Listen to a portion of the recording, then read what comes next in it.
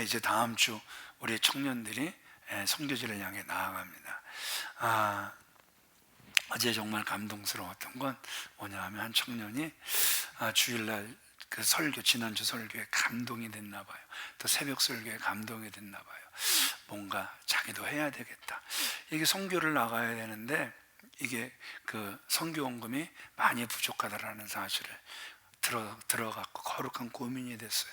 그래서 제 방에 아침 일찍 누가 벨을 누르는데 그 청년이 보니까 그 가방 2개를 이렇게 들고 들어온 거예요. 뭐냐 그랬더니 아이패드와 맥북이라는 거예요. 왜 이걸 들고 왔어? 목사님 발이 넓어지니까 이거라도 팔아주셔서 선교비에 보탬이 되길 원한다라는 거예요. 아이고, 사람 감동 주는 것도 정말 가지가지, 울리는 것도 가지가지. 얼마나 감동이 됐는지. 그래, 그거 없어도 충분히 이렇게 선교할 수 있으니까 그때 만약 가서 부족하면 나라도 그거 해줄 테니까 걱정하지 말고, 너 이거 구하는데 얼마나 힘들었어, 네가 써. 그랬어요. 잘했어요. 되게 잘했어요.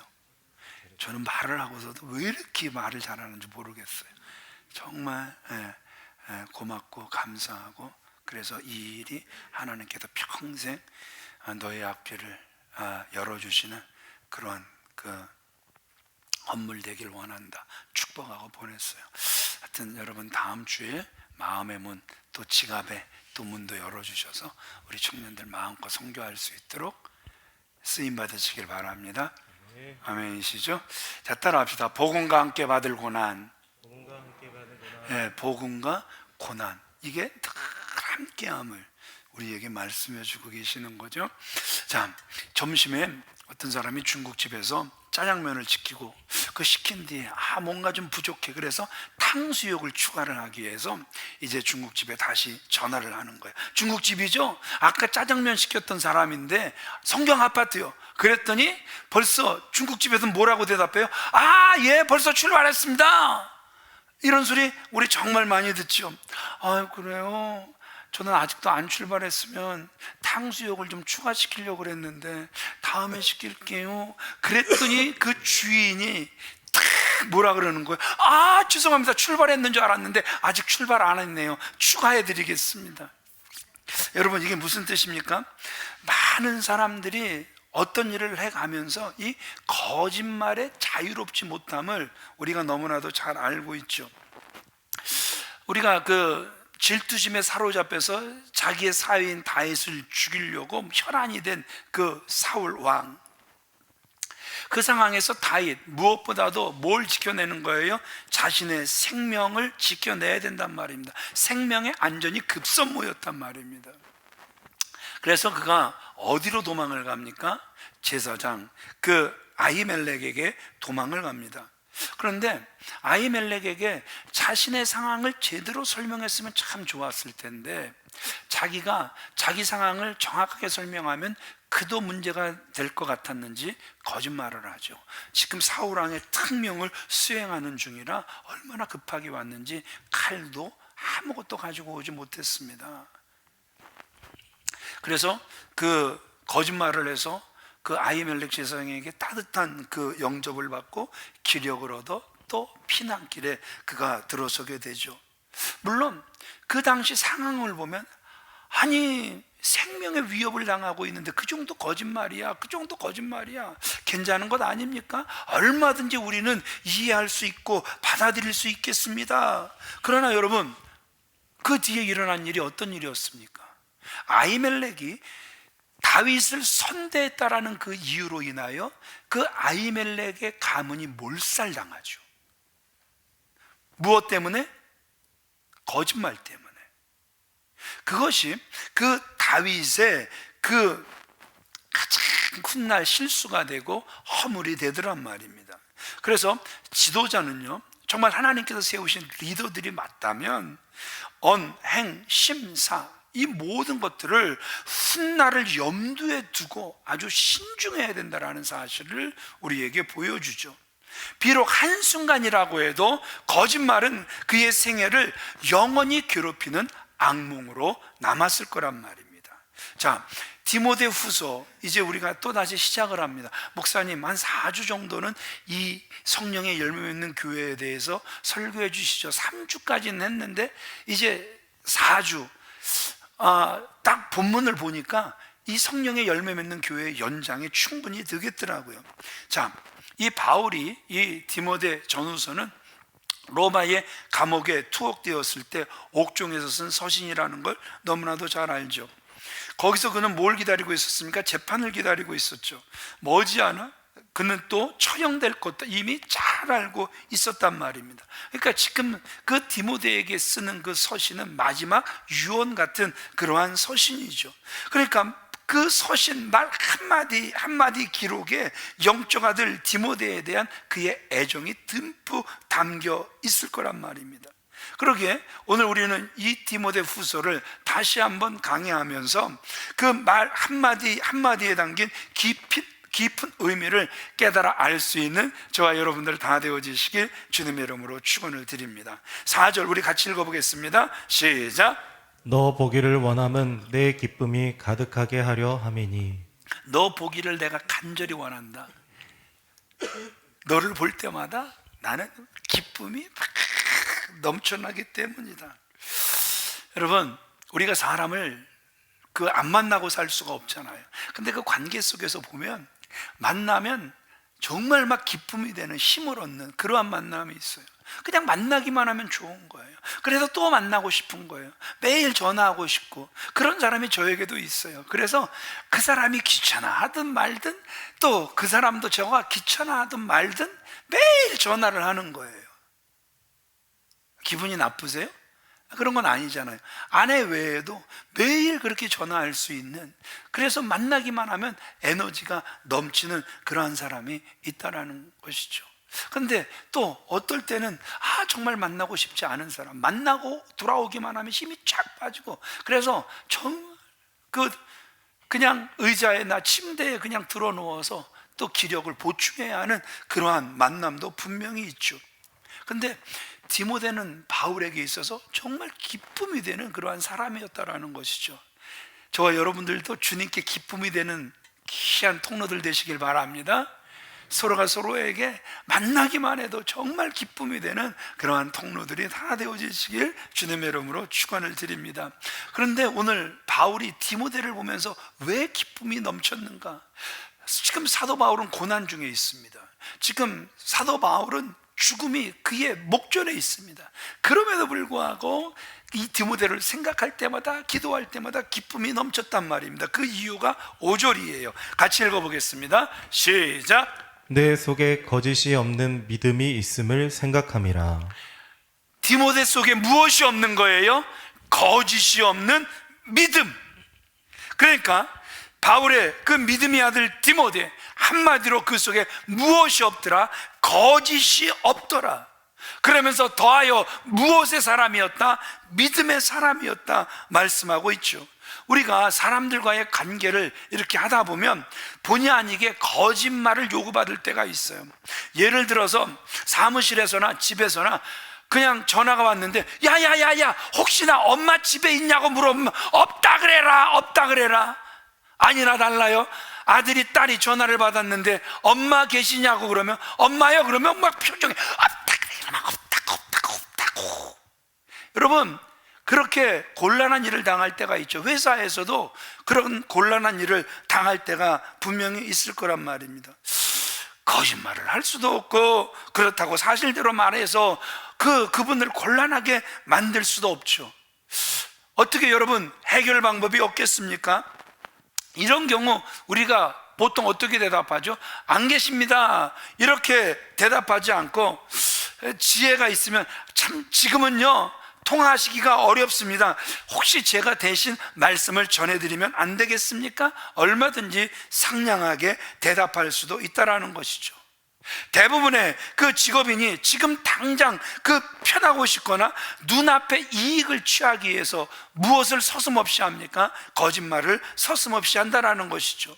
그러나 여러분, 정직하기 위해서 치르는 값보다는 거짓말을 함으로써 치르는 값, 죄송하지만 훨씬 더 크다라는 사실을 다윗을 통해서라도 우리가 깨달을 수 있었으면 정말 좋겠다라는 것이죠. 잠언 12장 19절 같이 읽어보겠습니다. 시작. 진실한 입술은 영원히 보존되거니와 거짓 혀는 눈 깜짝할 동안만 있을 뿐이니라. 진실한 입은 주님께서 영원히 보존해 주실 것입니다. 그러나 거짓말하는 혀는 눈 깜짝할 동안만 있을 것이다. 정말 순간이라는 것. 여기서 안 드러나도 여러분 이 살같이 빠른 세월 지나가면 주님 앞에서 직구하게 될 것이라는 사실을 우리는 너무나도 잘 알고 계시죠. 오늘 디모데를 통해서 믿음에도 몇 가지가 있다? 두 가지가 있다. 첫 번째, 거짓 없는 믿음과 또 두 번째, 거짓 믿음이 있다라는 것이죠. 거짓 믿음은 무엇이겠습니까? 말은 잘하는데 행함이 없는, 열매 맺지 못하는 그러한 믿음이겠죠. 이것을 다른 말로는 죽은 믿음이다 이렇게 하겠죠.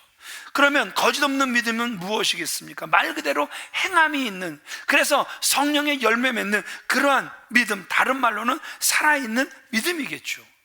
여러분, 믿음이 무엇이겠습니까? 히브리서 우리가 11장 1절에 보면 믿음은 바라는 것들의 실상이요 보지 못하는 것들의 증거니라 이렇게 이야기를 하죠. 믿음은, 여러분들 속에 믿음이 있다면 소망이 생기는 거예요. 여러분들 속에 믿음이 있다면 바라는 것, 이것이 생기는 거예요. 그런데 그 바라는 것이 아직 우리가 가지지를 못했지만, 아직 누리지는 못하지만 가진 것처럼 행동하는 것이 믿음이라는 것이죠.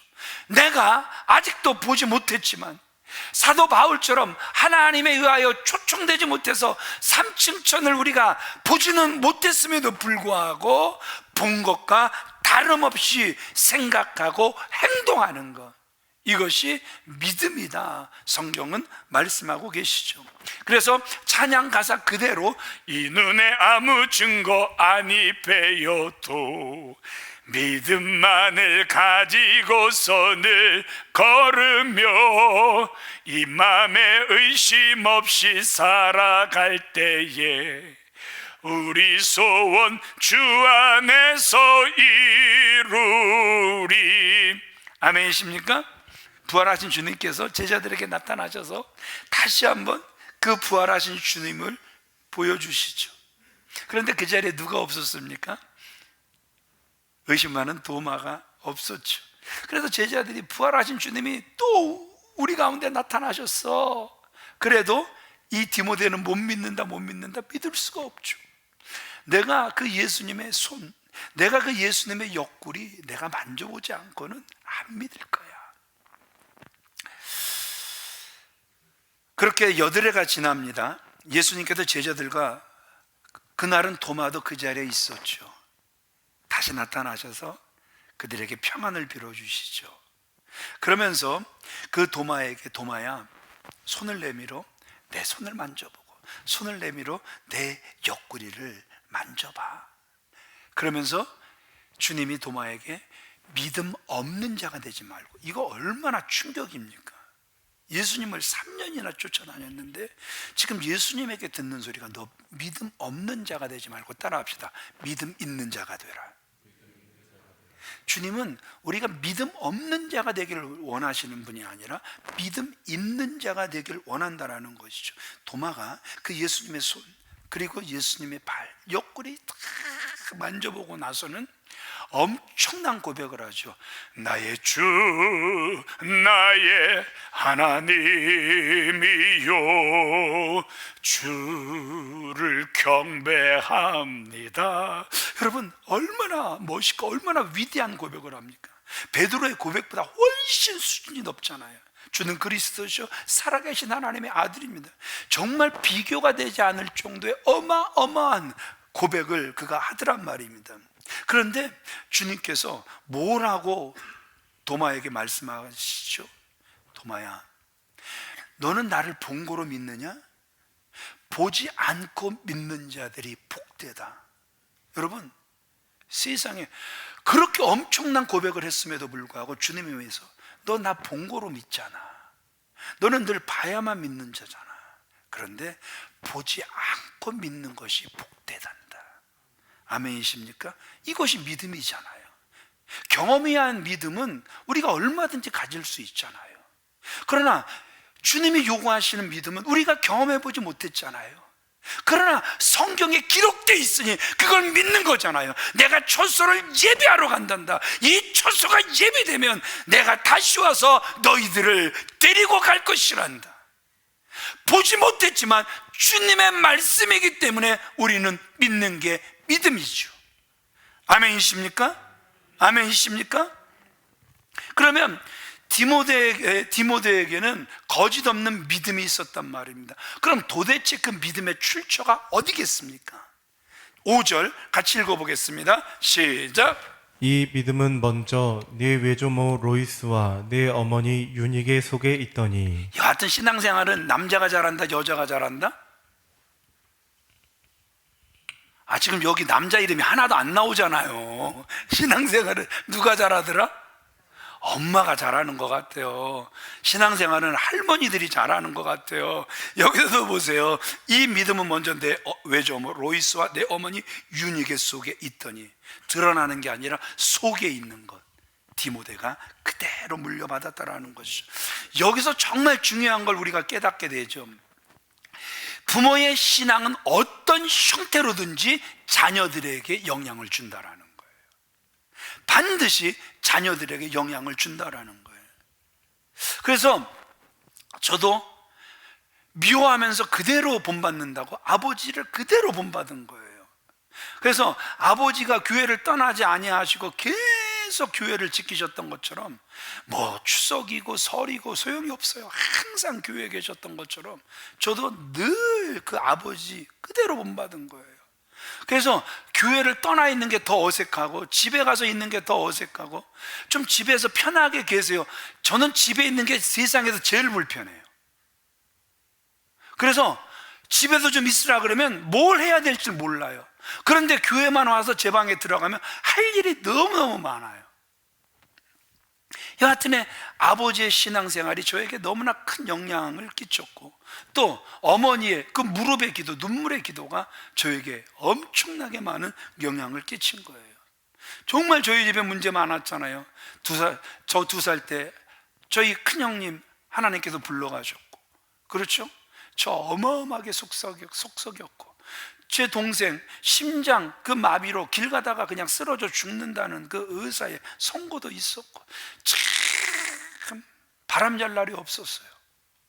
그럼에도 불구하고 그럴 때마다 저희 어머니는 항상 하나님 앞에 더 가까이 나가서 눈물로, 무릎으로 기도하는 모습, 항상 그 눈물의 기도 속에 하나님은 응답하셨고 그대로 되었던 거예요. 아멘이십니까? 그래서 자식들은 뭘 보냐 하면 말 잘하는 걸 보는 게 아니라 행동하는 어머니의 모습, 행동하는 아버지의 모습을 보면서 영향을 받게 돼 있다라는 것이죠. 정말 자녀들이 바른 인격을 지니기를 바란다면 먼저 부모님들이 하나님 잘 섬기시기를 바랍니다. 늘 기도가 생활이 되는, 삶이 되는 그러한 부모님들 되어주시길 주님의 이름으로 축원을 드립니다. 오늘 디모데 보세요. 어머니와 외조모의 신앙 이어봤잖아요. 이 모습이 얼마나 귀한 일인지 모른단 말입니다. 아까도 믿음을 이야기했죠. 또 여러분, 믿음이 무엇입니까? 우리 속에 믿음이 있으면 어떻게 우리가 행동합니까? 믿음이 있으면요, 내가 믿는 그 사람에게 내 삶 전체를 맡기잖아요. 전적인 신뢰잖아요. 그러므로 예수를 믿는다고 하면 예수님을 온전히 신뢰하여 예수님께 무슨 문제든 맡기기 때문에 그 믿음에 의해서 보게 될 줄 믿습니다. 아멘입니까? 따라합시다. 믿음과 복은 정비례한다. 예. 어떤 의사가 이제 와서 이렇게 기도를 이렇게 받고 갔어요. 후배인데 이제 아무래도 남의 병원에 있는 것보다는 이제 그 개원을 해야 될 것 같다는 그러한 기도가 나오게 됐어요. 그랬더니 이 의사가 속으로 어떤 생각을 했냐면, 목사님 죄송하지만 저는 개원하고 싶은 마음은 하나도 없거든요. 저는 그냥 페이닥터로 계속 있다가 끝날 겁니다. 그런 생각을 했던 거예요. 또 의사로서 또 과장으로 또 부장으로 또 이렇게 승진도 계속해서 있었고, 그런데 어제 전화가 다시 왔어요. 목사님, 혹시 기도는 틀림이 없네요. 저 개원해야 될 것 같아요. 여러분, 우리가 신앙생활을 한다고 하면서 기도도 받는다고 하면서 기도도 내 생각에 맞는 건, 내 마음에 맞는 건 딱 취해요. 그리고 내 생각에 안 맞는 것, 내 마음속에 받아들여지지 않는 것은 거부를 하려고 해요. 그러나 믿음이라는 건 다른 게 아니죠. 온전히 맡기는 거죠. 그분의 말씀이라면 반드시 이루어질 줄 믿는 게 믿음인 거죠. 아멘이십니까? 아멘이십니까? 아니, 내가 거부해도 이루어진다니까요. 제가 목사 되기 싫어해도 결국 이 자리에 있잖아요.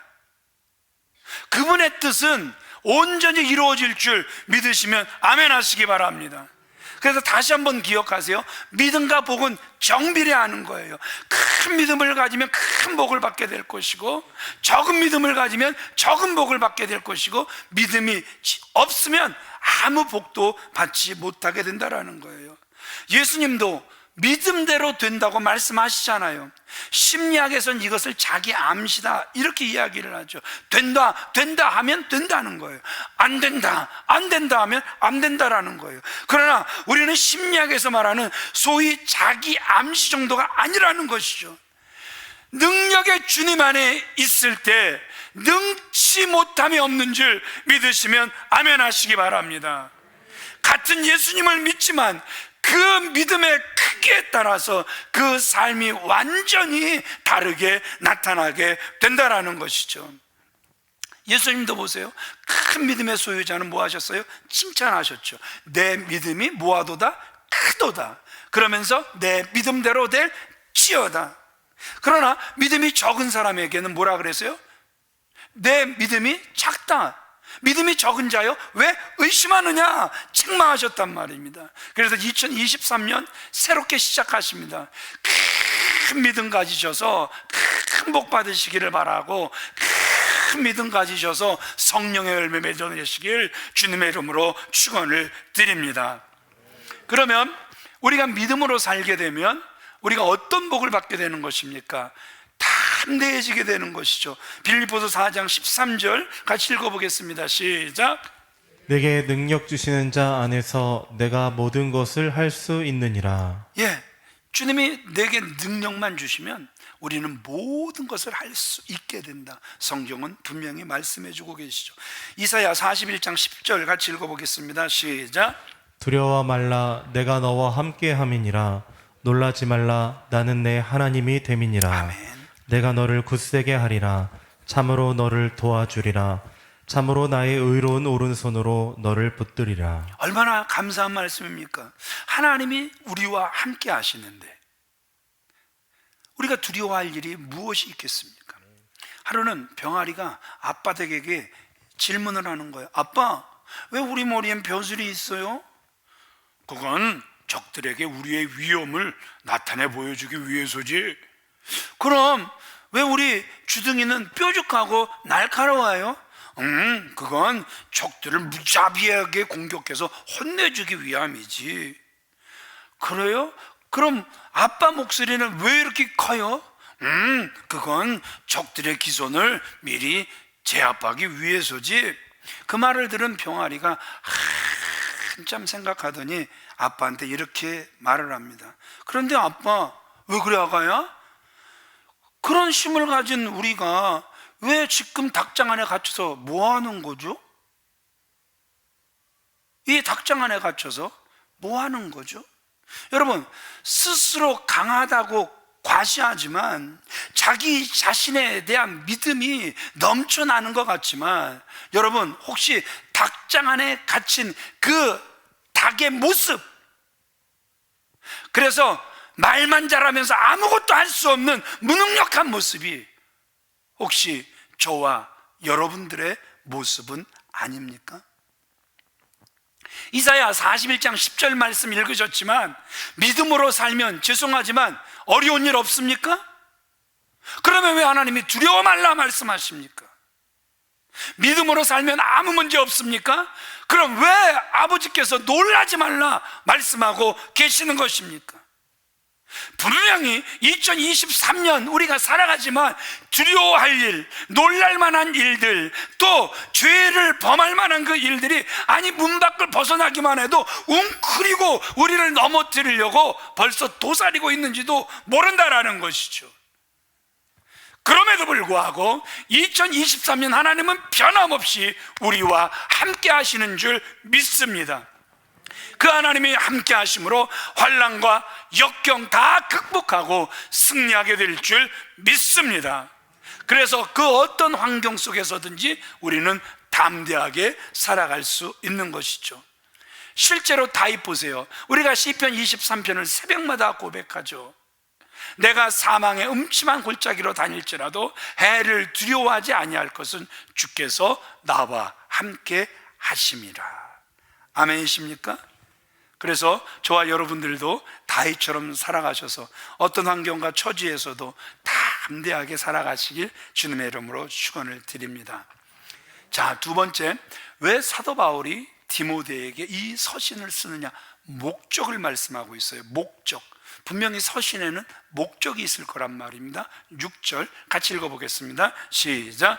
그러므로 내가 나의 안수함으로 내 속에 있는 하나님의 은사를 다시 부릴 듯 하게 하기 위하여 너로 생각하게 하노니. 바울이 디모데가 안수받을 때 하나님으로부터 받은 무엇이 있다라는 거예요? 은사가 있다라는 거예요. 그래서 그 은사가 다시 불릴 듯 일어나기를 원해서 이 서신을 기록했음을 우리에게 보여주고 있다라는 것이죠. 앞으로 디모데가 예배소 교회를 목회해 나갈 때 교회 안팎으로 그 박해와 그 도전에 부딪힐 때 두려워하거나 위축되지 않게 하려는 의도로 분명히 이 서신을 썼단 말입니다. 거짓 교사들이 일어나게 될 것이다. 디모데 전서를 강의하면서 말씀을 드렸습니다. 이단적 교리가 막 파급될 것, 이게 사도 바울이 봐도 참 염려되는 일이었단 말입니다. 더 나아가서 로마의 박해는 점점 심해지고 있었단 말입니다. 이것도 사도 바울이 볼 때 걱정되는 일이었단 말입니다. 그래서 바울은 디모데에게 뭐라고 이야기하는 거예요? 하나님께서 누군가를 세우실 때, 복음의 일꾼으로 세우실 때에는 그 일을 감당할 수 있도록 무엇을 주신다? 은사를 주신다.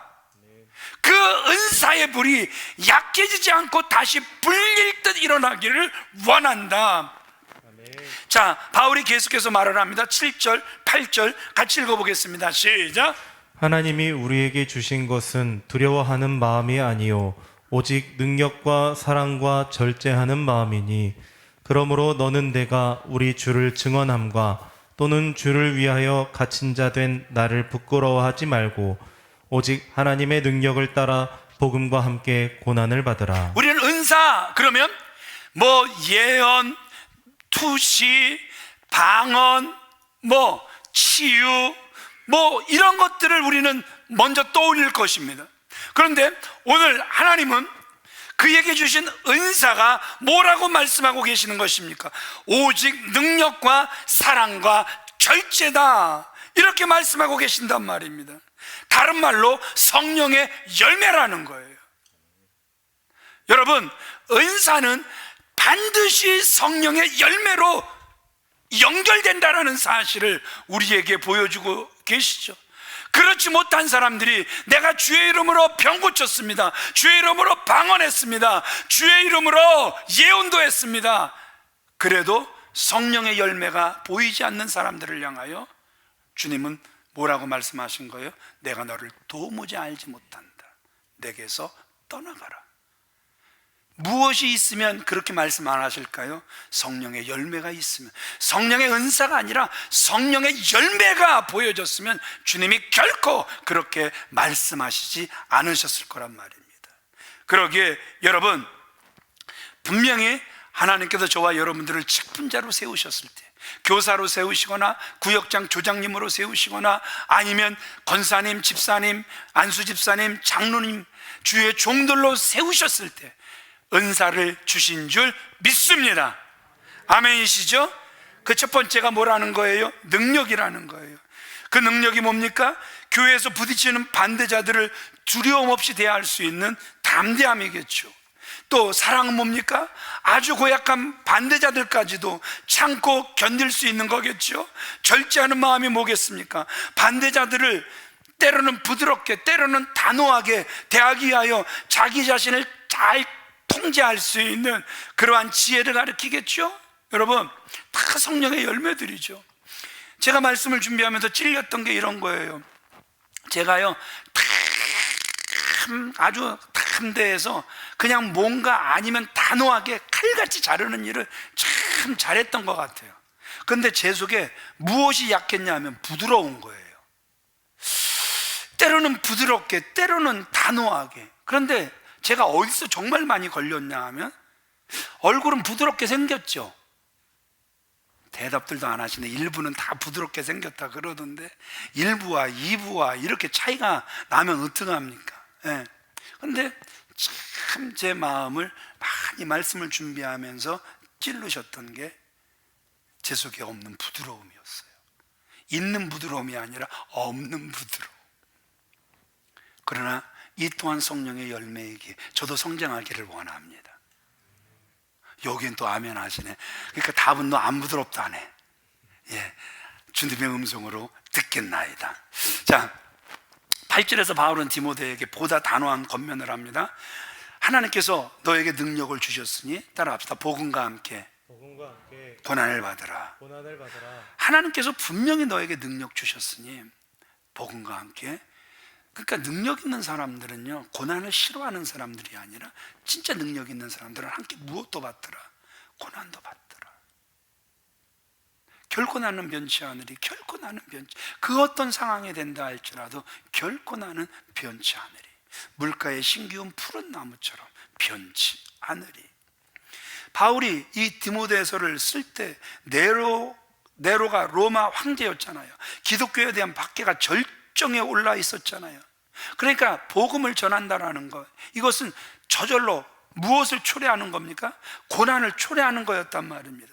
사랑하는 아들이라는 디모데에게 바울이 지금 무엇을 가르치고 있습니까? 너는 하나님의 은혜로 구원받은 자라는 것, 그리고 너 하나님의 은혜로 구원받은 자가 맞다면 네 속에 큰 기쁨이 있을 것이고, 그 복음이 있다면 그 복음과 함께 고난을 받는 것, 이것이 하나님의 은혜라는 거예요. 여러분 9절 같이 읽어보겠습니다. 시작. 하나님이 우리를 구원하사 거룩하신 소명으로 부르심은 우리의 행위대로 하심이 아니요 오직 자기의 뜻과 영원전부터 그리스도 예수 안에서 우리에게 주신 은혜대로 하심이라. 바울이 자기 자신의 소명에 대한 이해를 지금 밝히잖아요. 첫째, 자기를 구원하신 하나님께서는 자기에게 소명도 주셨다라는 거예요. 두 번째, 자기가 소명받은 것은 내 행위로 된 것은 하나도 없다라는 거예요. 그러면서 우리에게 주신, 따라합시다, 은혜대로 하심이라. 은혜대로 하심이라. 여러분, 복음 때문에 고난받는 거, 이것도 은혜라는 거예요. 아멘이십니까? 왜 이렇게 내가 복음 때문에 내가 예수님의 뜻대로 그 살려고 하는데 왜 이렇게 어려움이 많습니까? 왜 이렇게 고난이 많습니까? 그 고난이 내 안에서, 그 고난이 내 그 가정에서, 그래서 아내로부터, 남편에게로부터, 주변 사람들로부터 왜 이렇게 어려움이 많습니까? 그런데 그것도 무엇이다? 은혜다. 감당할 만하니까 하나님께도 주시는 은혜라는 거예요. 아멘이십니까? 꼭 기억하세요. 따라합시다. 고난도 은혜다. 고난도 은혜다. 여러분, 못 믿으면요, 못 믿을 것 같으면요 절대 고난 안 보냅니다. 시험도 안 해요. 믿을만 하니까 시험을 그것도 테스트, 복주기 위하여 테스트 하시는 거지, 여러분 아직 믿을만 하지 않으면 절대 여러분 테스트 하지 않으실 것입니다. 그래서 꼭 기억하세요. 고난도 은혜입니다. 아멘이십니까? 꼭 기억하시길 주님의 이름으로 축원을 드립니다. 이렇게 디모데를 그가 받은 소명으로 강하게 내몬 바울, 그에게 용기를 주기 위해 뭐라고 말씀하냐면 10절 같이 읽어보겠습니다. 은민아 10절 같이 읽습니다. 시작. 이제는 우리 구주 그리스도 예수의 나타나심으로 말미암아 나타났으니 그는 사망을 패하시고 복음으로써 생명과 썩지 아니할 것을 드러내신지라. 고난 두려워하지 마. 고난 은혜란다. 그러면서 사도 바울이 지금 그에게 무엇으로 권면하는 거예요? 그는 사망을 패하시고 복음으로써 생명과 썩지 아니할 것을 드러내셨느니라. 부활로 드러내신 줄 믿으시면 아멘 하시기 바랍니다. 원수를 다 이기시고 무덤에서 그가 깨어나신 줄, 다시 부활하신 줄 믿습니다. 그러니까 사망을 패하셨다라는 것, 사망의 권세를 다 패하셨다라는 것 아닙니까? 우리 11절로 14절 읽고 일어나서 함께 기도하겠습니다. 같이 읽습니다. 시작. 내가 이 복음을 위하여 선포자와 사도와 교사로 세우심을 입었노라. 이로 말미암아 내가 또 이 고난을 받되 부끄러워하지 아니함은 내가 믿는 자를 내가 알고 또한 내가 의탁한 것을 그날까지 그가 능히 지키실 줄을 확신함이라. 아멘. 너는 그리스도 예수 안에 있는 믿음과 사랑으로서 내게 들은 바 바른 말을 본받아 지키고 우리 안에 거하시는 성령으로 말미암아 내게 부탁한 아름다운 것을 지키라. 디모데야, 나 바울 왜 고난, 왜 죽음 두려워하지 않는 줄 아니? 그거 왜 부끄러워하지 않는 줄 아니? 나는 내가 믿는 자를 알아. 내가 믿는 그분은 사망을 패하셨어. 복음으로 생명과 썩지 아니할 것 다 우리에게 드러내 주셨어. 그러니까 디모데야, 너 복음 전하면서, 너 예배에서 교회를 세워가면서 너에게 많은 고난이 따라올 거야. 이건 똑같죠. 사업을, 직장을 세워가면서도 많은 고난, 가정을 세워가면서, 자식들을 세워가면서 많은 어려움이 따라올 수도 분명히 있을 거란 말입니다. 그럼에도 불구하고 따라합시다. 부끄럽게 여기지 말아라. 아멘이십니까? 왜요? 내가 그 하나님 정말 잘 아는데 주님은 끝까지 나와 함께 해주실 거야. 그 하나님이, 그 주님이 끝까지 나를 지켜주실 거야. 나는 이것을 믿는단다. 아멘이십니까? 2023년 새롭게 시작됩니다. 이 믿음이 저와 여러분들에게 넘쳐나시길 주님의 이름으로 축원을 드립니다.